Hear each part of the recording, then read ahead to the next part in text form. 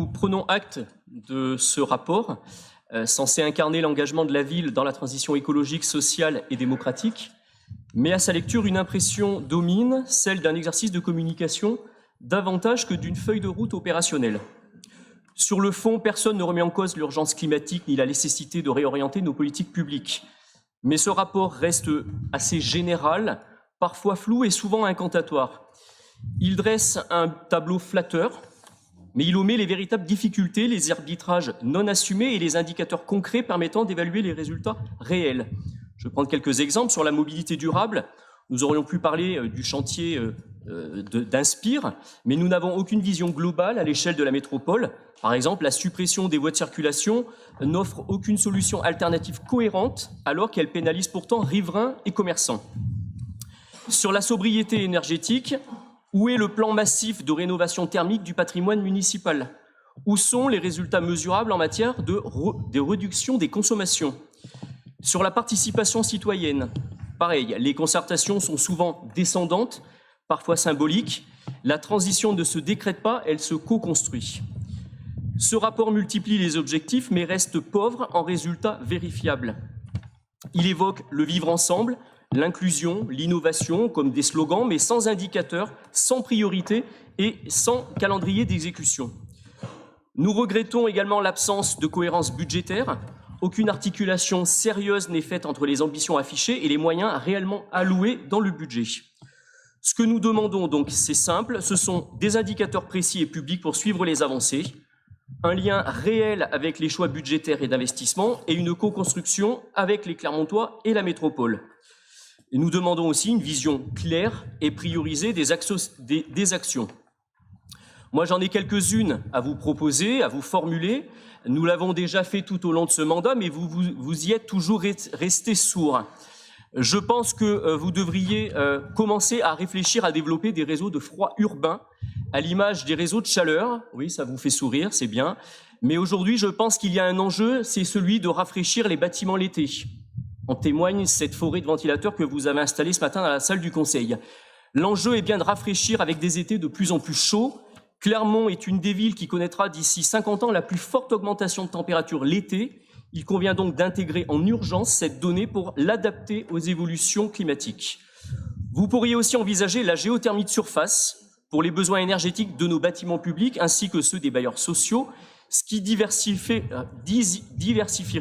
le mix énergétique dont vous avez parlé, Madame Stanislas. Nous n'avons toujours pas cette trame verte et bleue que je réclame de mes vœux pour préserver des îlots de fraîcheur en ville et offrir de véritables espaces de répit aux piétons. Il convient aussi d'accélérer la rénovation thermique des bâtiments publics. Nous en parlons souvent. Il reste encore des chaudières à fioul à remplacer malgré les annonces répétées de fin de programme. Il en est de même pour la passoire thermique que constitue la Maison des Sports, qui reste très énergivore et pour lequel rien n'a été entrepris. Je vous ai souvent incité à déployer le photovoltaïque en façade, en toiture, en aubrière de parking, parce qu'il offre, avec le patrimoine immobilier de la ville, d'énormes potentialités. Cela permettrait de limiter l'artificialisation des sols et de rapprocher les lieux de production des lieux de consommation. Je vous invite aussi à atteindre le plus vite possible 100% d'éclairage public à LED. Pourquoi? Parce que c'est une énergie propre. Elle permet de faire baisser la facture énergétique de 80% et elle permettrait de rallumer la lumière la nuit, qui est une attente forte de nos concitoyens. Enfin, j'attends que vous mettiez en place un véritable plan de stockage et de gestion des eaux de pluie pour permettre l'arrosage de nos arbres et espaces verts tout en préservant la ressource. Parce que vous plantez, vous communiquez beaucoup sur les plantations, mais 2 ans après, 80% de ce que vous plantez est mort. Enfin, ben oui, mais c'est un constat. Ben oui, mais...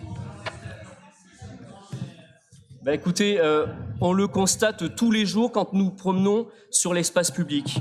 Enfin, si on peut s'exprimer dans cette assemblée, je vous invite à généraliser l'usage d'enrobés drainants sur la voirie pour permettre la désimperméabilisation des sols, éviter le ruissellement et les inondations. Nous en avons encore eu un exemple flagrant la semaine dernière.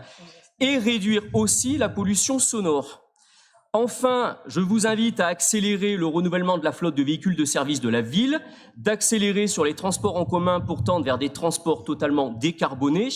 Je déplore par exemple que lorsque vous avez enfin daigné mettre en place cette navette en centre-ville, sur lequel il y aurait beaucoup de choses à dire parce qu'elle ne correspondait en rien aux attentes des Clermontois, vous avez fait le choix fâcheux de mettre en place un véhicule thermique plutôt qu'un véhicule électrique. Je pense que la ville doit aussi montrer l'exemple. Donc en conclusion, ce rapport présenté est un catalogue de bonnes intentions, mais nous avons l'habitude, comme à chaque fois, mais la transition, franchement, que nous devons réussir exige autre chose que de la communication. Elle exige de la méthode, des actions mesurables, du courage politique et surtout de la transparence. Je vous remercie.